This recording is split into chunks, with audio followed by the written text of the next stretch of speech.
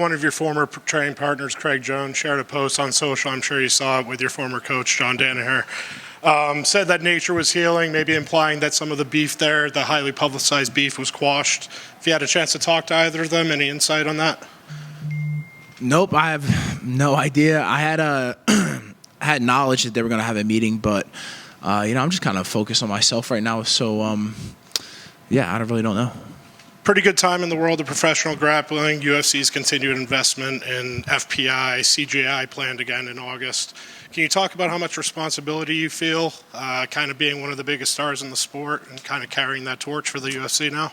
Responsibility I feel for being the biggest guy in the sport. Yeah, I don't feel any responsibility at all. I just kind of I am myself. I do what I got to do, and I'll just take it one day at a time and have fun. Another one of your former training partners, Gordon Ryan, him and Mikey had some beef recently last year, going back and forth about the use of PEDs in the sport. Obviously, they're on kind of opposite ends of the argument. You've always maintained that you do it the right way. Can you talk about that beef and any comments on their back and forth? Well, I just think that using performance-enhancing drugs probably takes away from, the purity of the sport in the sense of like how good your technique is, how athletic you really are, because you can just overpower somebody. And also, like, a lot of these guys can just take steroids and not necessarily work out and build muscle. That's kind of like, that sounds like cheating, right? So, I would love it if every competition in jiu-jitsu was drug tested vigorously. And I look forward to the day that UFC commits to that.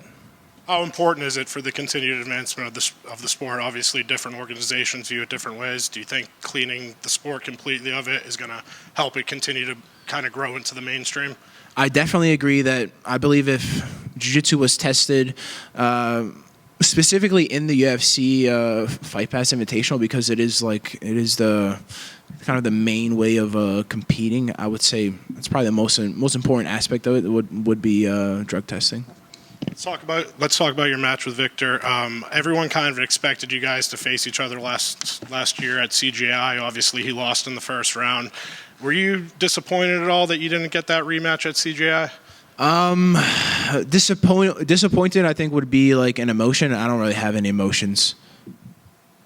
What adjustments do you think you need? Obviously, you guys have faced each other many times. What adjustments have you made going into this match where you'll finally be able to get the job done? Yeah, I just have a better understanding of the sport and of my game plan and techniques, and I'm just go out there and implement my techniques against my opponent and just enjoy it. Final prediction? Nicky Rod via submission. Thank you. Thank you. Right here. When you say you have a better understanding of the sport, what exactly do you mean by that? Well, jiu-jitsu is a knowledge-based sport, right? Obviously, you need attributes like I have great attributes, long arms, big hands, big feet, handsome. All those things work in my favor, and then you toss in knowledge upon that, just a better understanding of how to implement these techniques. Like maybe for the first year or two, I really only had like two ways of passing guard. That would be body lock and then knee cut. And then nowadays, I have much better understanding of passing guard, of submissions, of strategy as well. So, I think I'm going on my 7th year. This will be year 7 in June. So a lot of these guys have been in the sport for 15 plus years. So I'm definitely grasping a better understanding nowadays. Nicky, every time you've grappled Victor, it's a very competitive match, and somehow he always comes out on top. I guess what you kind of already alluded to, like what's going to be different, but I guess looking back on those matches, what are your analysis on them? Well, there's a few different aspects, like we have points nowadays in UFC, so it's not just, you don't just have a match and then this guy says, oh, I think this guy won. It's not an opinion-based match. It's a fact-based match. So if you score, you win. If you don't, you lose. I think that's a big aspect where previously we competed. It was strictly up to the judge's decision. And then, I think it just comes down to a better understanding of how to do jiu-jitsu. I progress very fast in this sport, and I have a great team behind me that helps me learn constantly, and I'm excited to implement these new techniques upon my opponent. Good luck. I saw Craig was back in Austin. I don't know if you guys crossed paths since he's been back, but you talk about your team helping you. What's it been like having Craig back in the gym?